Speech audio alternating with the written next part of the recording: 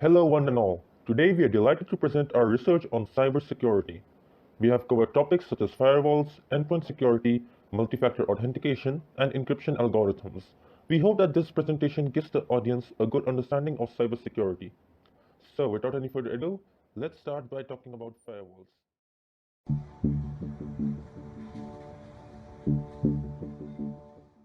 A firewall is a network security device that monitors incoming and outgoing network traffic and decides whether to allow or block specific traffic based on a defined set of security rules. Firewalls have been the first line of defense in network security for over 25 years. They establish a barrier between secured and controlled internal networks that can be trusted and untrusted outside networks, such as the Internet. A system called an intrusion detection system observes network traffic for malicious transactions and sends immediate alerts when it is observed is called IDS.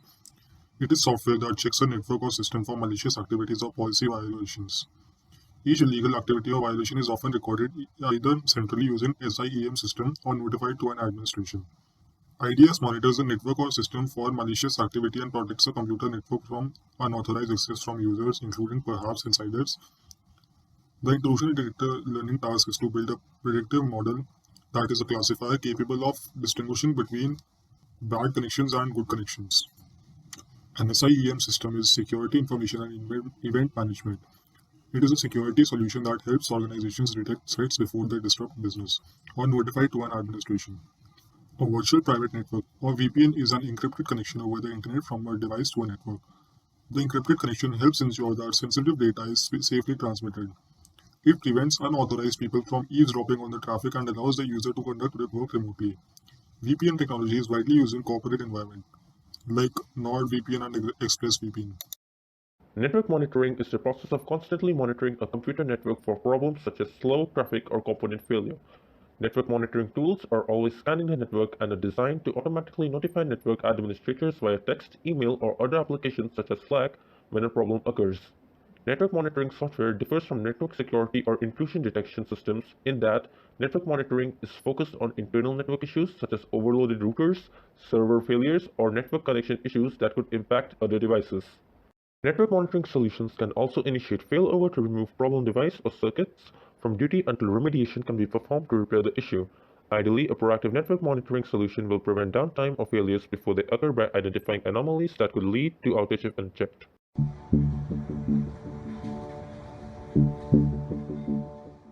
Endpoint security is the practice of safeguarding the data and workflows associated with the individual devices that connect to your network. Endpoint protection platforms, aka EPP, work by examining files as they enter the network. Modern EPPs harness the power of the cloud to hold an ever-growing database of threat information, freeing endpoints of the block associated with storing all this information locally and the maintenance required to keep these databases up to date. Accessing this data in the cloud also allows for greater speed and scalability. The EPP provides system administrators a centralized console which is installed on a network gateway or server and allows cybersecurity professionals to control security for each device remotely. The client software is then assigned to each endpoint. It can either be delivered as a SaaS and managed remotely, or it can be installed directly on the device. Once the endpoint has been set up, the client software can push updates to the endpoints when necessary, authenticate login attempts from each device.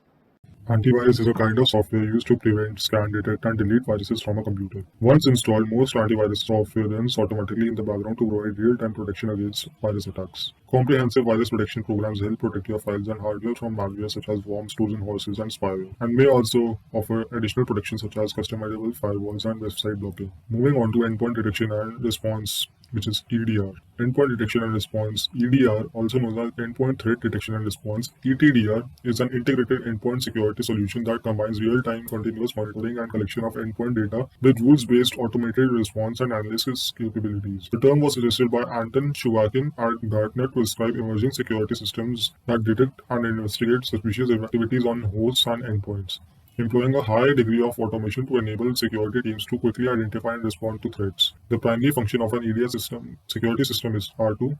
Monitor and collect activity data from endpoints that could indicate a threat, analyze this data to identify threat patterns, automatically respond to identified threats to remove or contain them, and notify security personnel, forensics, and analysis tools to research identified threats and search for suspicious activities. Multi-factor authentication, or MFA, is an authentication method that requires the user to provide two or more verification factors to gain access to a resource such as an application, online account, or a VPN. MFA is a core component of a strong identity and access management IAM policy. Rather than just asking for a username and password, MFA requires one or more additional verification factors, which decreases the likelihood of a successful cyber attack. We are showing you an example of Discord now where even if someone knows your mail ID and password, then they also need a 6-digit authentication code, which will only be available in your phone and refreshes after every 1 minute. Single sign-on, or SSO, is a session and user authentication service that permits a user to use one set of login credentials, for example, a username and password, to access multiple applications. SSO can be used by enterprises, small and mid-sized organizations, and individuals to ease the management of multiple credentials. SSO works based upon a trust relationship set up between an application known as a service provider and an identity provider like OneLogin. This trust relationship is often based upon a certificate that is exchanged between the identity provider and the service provider. The certificate can be used to sign identity information that is being sent from the identity provider to the service provider so that the service provider knows it is coming from a trusted source. In SSO, this identity data takes the form of tokens, which contains identifying bits of information about the user, like a user's email address or a username. Role-based access control, or RBAC, restricts network access based on a person's role within an organization and has become one of the main methods for advanced access control. The roles in RBAC refer to the levels of access that employees have to the network. Employees are only allowed to access the information necessary to effectively perform their job duties. Access can be based on several factors such as authority, responsibility, and job competency. In addition, access to computer resources can be limited to specific tasks such as the ability to view, create, or modify a file. As a result, lower-level employees usually do not have access to sensitive data if they do not need it to fulfill their responsibilities. This is especially helpful if you have many employees and use third parties and contractors that make it difficult to closely monitor network access. Using RBAC will help in securing your company's sensitive data in important applications. Through RBAC, you can control what end users can do at both broad and granular levels. You can designate whether the user is an administrator, a specialist user, or an end user, and align roles and access permissions with your employees' positions in the organization. Permissions are allocated only with enough access as needed for employees to do their jobs. What if an end user's job changes? You may need to manually assign the role to another user, or you can also assign roles to a role group or use a role assignment policy to add or remove members of a role group.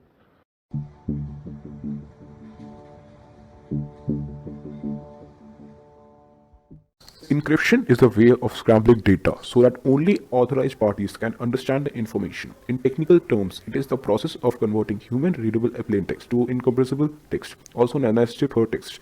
In simple terms, encryption takes readable data and alters it so that it can appear random.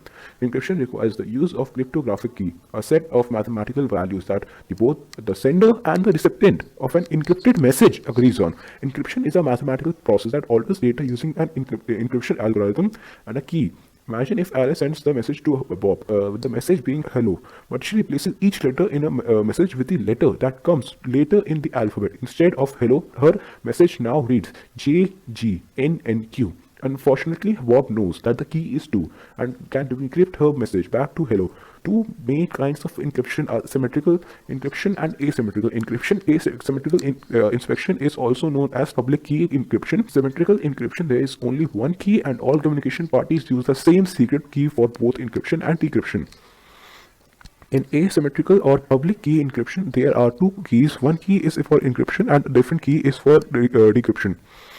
The decryption key is kept private, hence the private name, while the encryption key is shared publicly for everyone to use, hence the public key name. Asymmetrical encryption is foundational technology for TLS, often called as SSLJ.